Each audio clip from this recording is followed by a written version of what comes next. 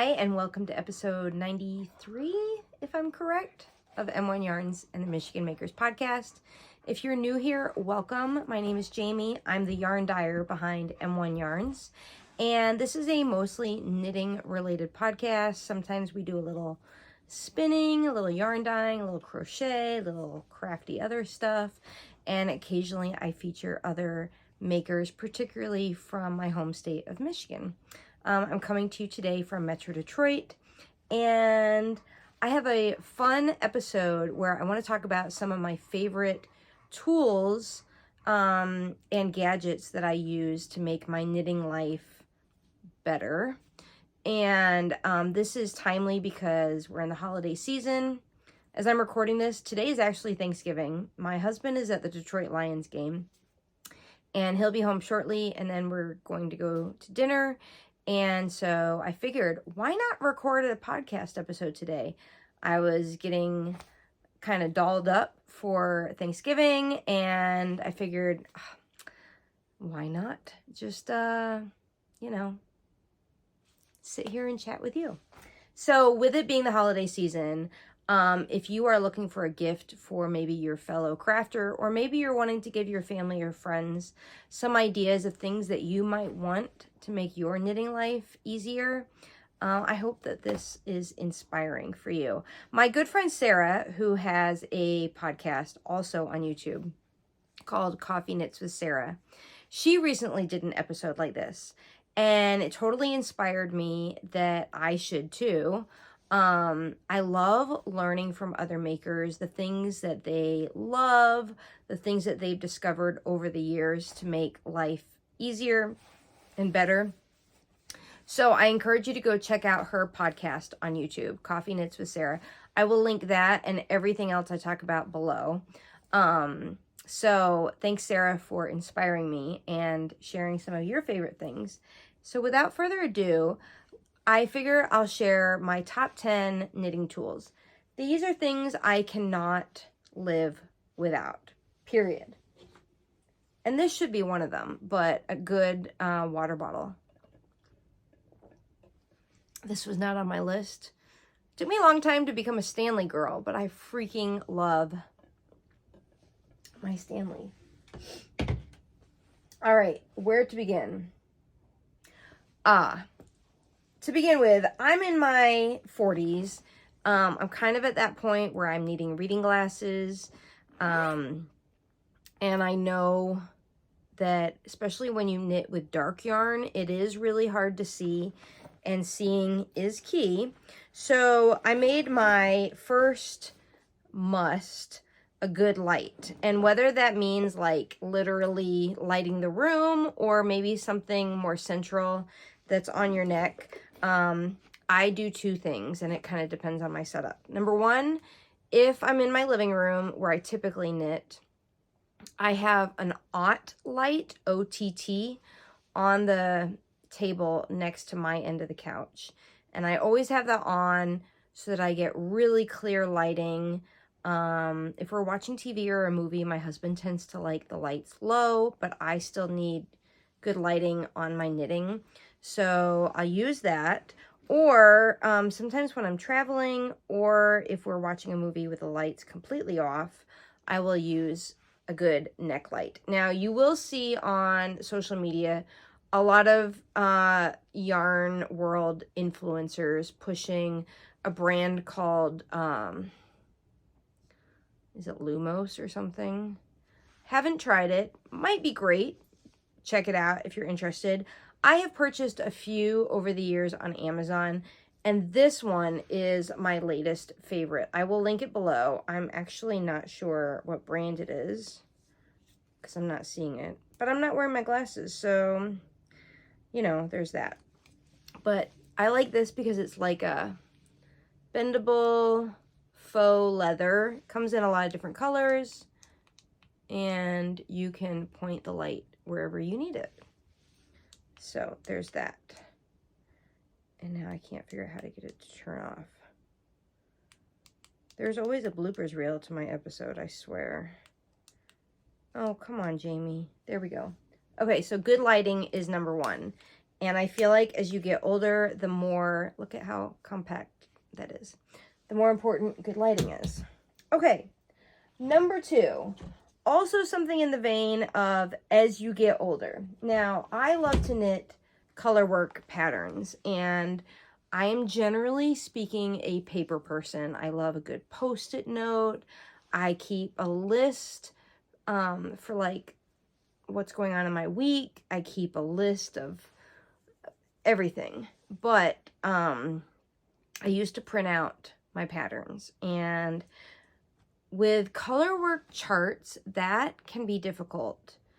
I like to sometimes color coordinate, you know, like plan out my chart, so that I'll use like colored pencils or something to match my yarn colors, if you will.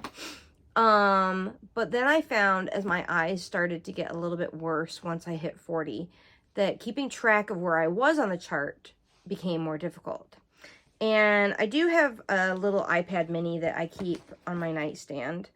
And I started using that. And I was like, you know what? I actually want a bigger iPad where I can highlight the line I just did. So I didn't really want to make an investment in an iPad. It is expensive. But I knew that using an iPad could be the way to go. So I went on Amazon probably about a year ago, and I ordered one that had been, what do you call it?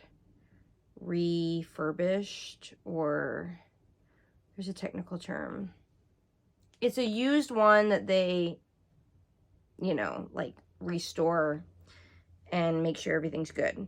So I bought one of those for probably under $100. It is this size. This is the little case I keep it in. And I bought one of these, what do you call it? Pens that you can then write on your iPad. So I keep this iPad with my knitting, and just to kind of show you, I'm looking on here for like a color work chart. I don't want to give anything away, but here's like a schematic of a recent pattern that I knit.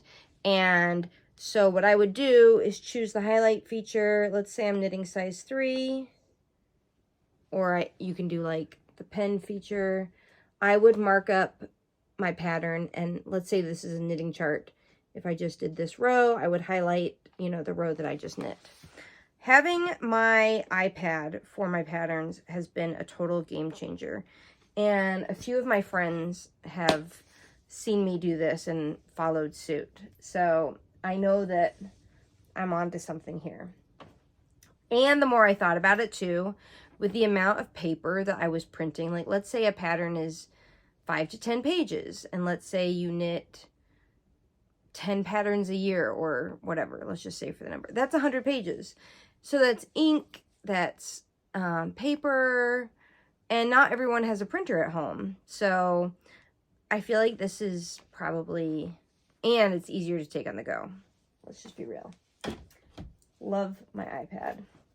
So number 3 on my list of critical items. Don't laugh. I don't have a baby. I don't have children of my own. But I found a Boppy that should be the thumbnail, is my favorite thing. And this started a couple years ago where I was having elbow pain while knitting. Later, I started getting wrist pain. Eventually, I got trigger thumb, and I just had surgery a couple weeks ago for that. I won't show you it's healing up really well. I'm actually almost 100% healed. I won't show you up close in case you're squeamish, but all that to say, I figured out that good positioning, ergonomics, is so important, especially the more you knit and the older you get. You know, you don't want to have pain like what I dealt with and needed surgery to really derail your hobby. So I got this Boppy. There are other pillows that cost like more than double. You'll see them marketed, especially on Facebook. They seem to market a lot. I haven't seen them on Instagram. But I put the Boppy around my waist, just like you would if you were breastfeeding. You can get one of these on Amazon for like under 40 bucks. And I keep it around my waist, and then I'm gonna stand up so you can see what I'm doing. It puts my elbows at the right level, like that. So that I have, instead of, you know, kind of my knitting too low and then I'm straining my back, it's right at a natural position. So if you have a Boppy, use it. If you don't, I encourage you to get one. I keep this on the couch and absolutely love it. All right, next up on my list is keeping yourself organized is critical. I have multiple sets of knitting needles that did not necessarily come in the best case. And I got to the point where I really wanted certain things together. I had, you know, lots of sets of cords and lots of sets of, what do you call it? Interchangeable needle sets. I happen to use, so I do have a ChiaoGoo set of needles. Those are metal. Those are actually, ChiaoGoo is based in Metro Detroit, in case you're curious. But I'm a loose knitter, so metal is not the best for me. So what I primarily use are Lykke, spelled L-Y-K-K-E. These are made of driftwood. Love those. I do have a set of Knitter's Pride gingers, the short tips, and I'll use these for like, what do you call it? Where you need short tips. Smaller circumference. But my favorite needle, and this is basically, oh, I'll mention my favorite needle next.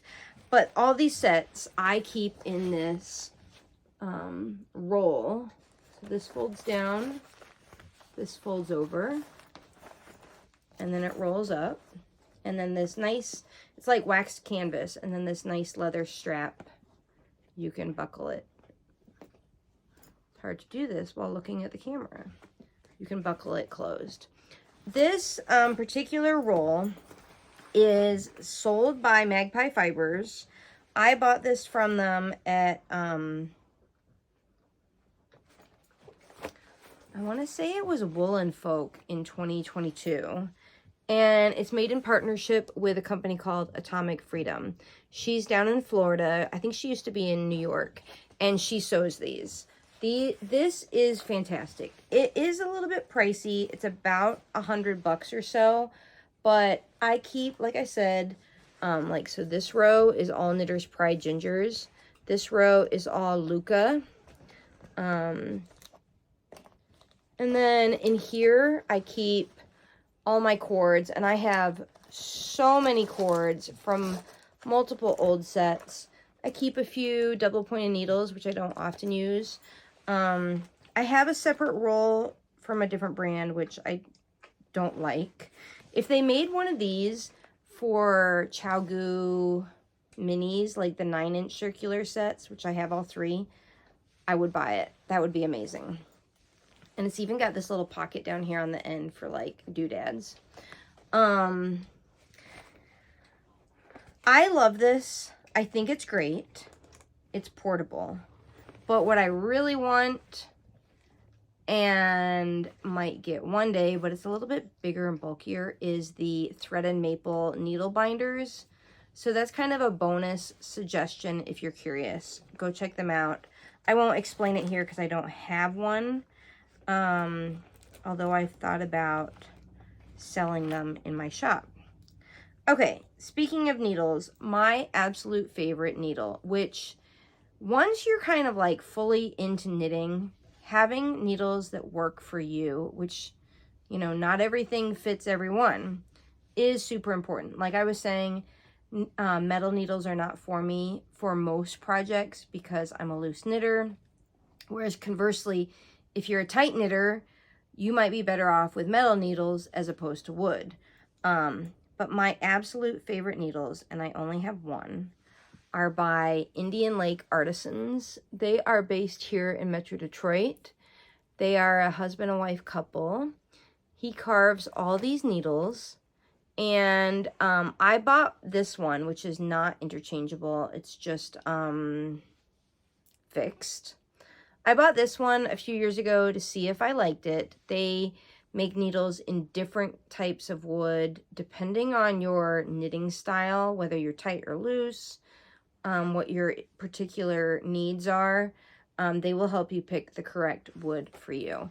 And they are kind of like hexagonal shape. I don't know if you can tell from here. It is super difficult to see. They do make an interchangeable set. I have yet to buy it. It is like over $400, so it is an investment. But these needles are fantastic. So, the moral of the story is a good needle goes a long way.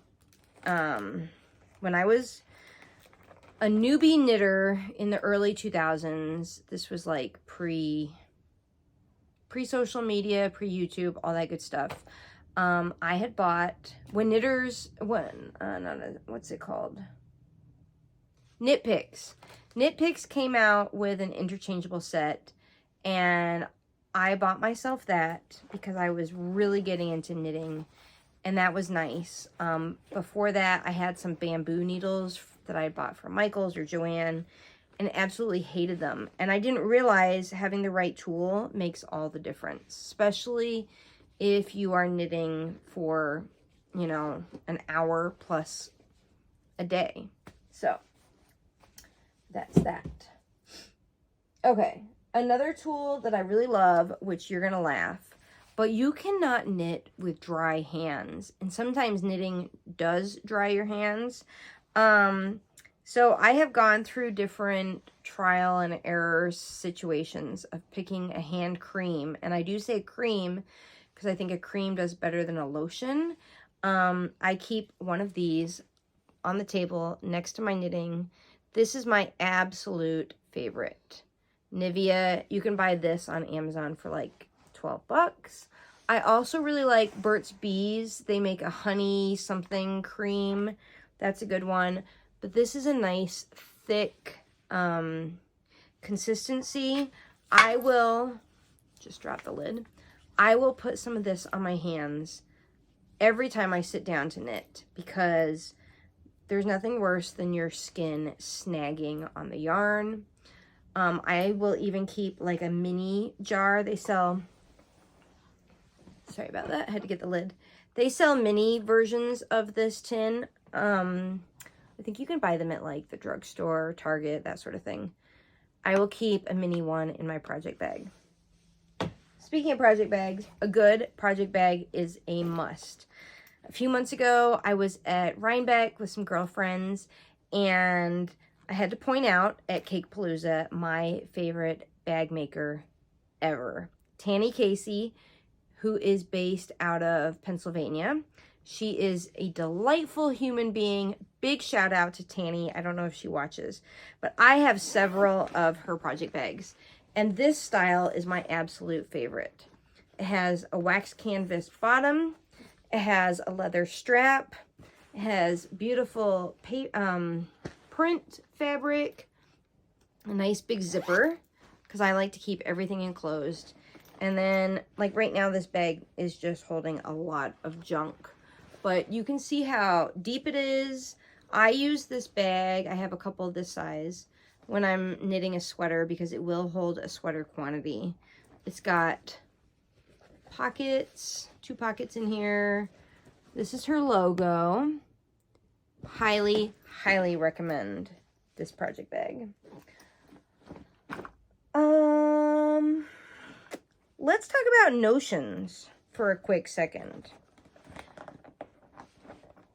Another thing that I find super critical is keeping your stitches on your needles, and good point protectors, which are the little things that go onto your needle tip, are essential. I have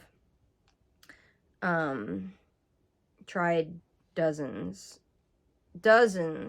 I sell these little sheep in my shop, and aren't they cute? They have a little hole. You jam your needle tip into the hole, keeps your stitches on there.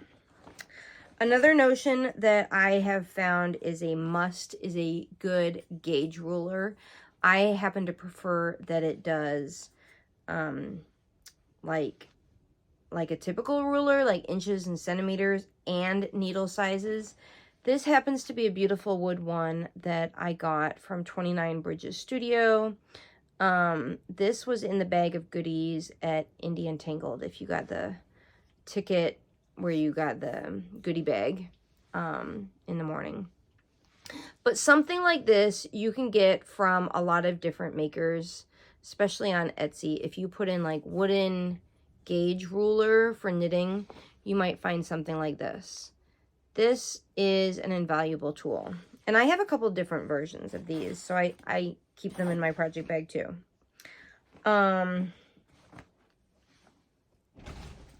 Another notion that I find super important is stitch holder cords. I sell these in my shop. They're called SOS cords. It comes with a set of 3. You can put your stitches on these cords and try on your project. An absolute must. Much better than using scrap yarn because you can just you put your needle in the hole, you slide your stitches onto the cord, you can tie the cord off and try on your sweater, things like that.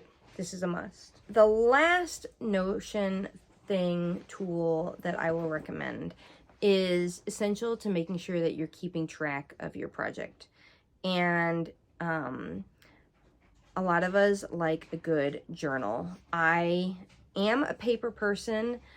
I have started, since I use the iPad for my pattern, I'll keep notes on there and then I'll transfer it to Ravelry. So Ravelry is a really good tool, especially if you want to come back to your archive later. I do, for my spinning, I do use a paper journal, and that is only because I like to kind of keep a little bit of the yarn that I spun and some notes. And to make it kind of fun for this one, I use a journal cover. This is from Wolf Leathers. I forget where they are based out of. I discovered them at a festival in my local area that always occurs on Labor Day weekend called Arts, Beats, and Eats. If you're in Michigan, they also vend at an event in Ann Arbor every year, and I believe Rochester. They have a website, they have an Instagram, they do leather bags. I have like a clutch. I am dying to get a tote bag from them, but they make all sorts of different colors, and they do really cute stitching. So I bought this journal cover because I wanted my spinning journal to be special. So the point of it is to encourage you to take notes, keep track of all the important information on your project. So whatever it is that helps you keep track. There are project journals out there from a few different companies. I can recommend a girlfriend of mine named Kirby. Her brand is KV Designs. Now I'm doubting what it is. I will put it below and on the screen. She makes a really cute project journal that I adore. I think that is all 10. I hope that you found some content that might be useful for you. And if you have any favorite makers that you want to share, please drop that in the comments below because I know our community would love that. I hope the holidays treat you well and that you're finding peace and joy in your making. And if you enjoyed this video, please give it a thumbs up. Consider hitting the subscribe and the notification bell, as that helps me kind of know what content is working here. And until next time, happy knitting. Bye.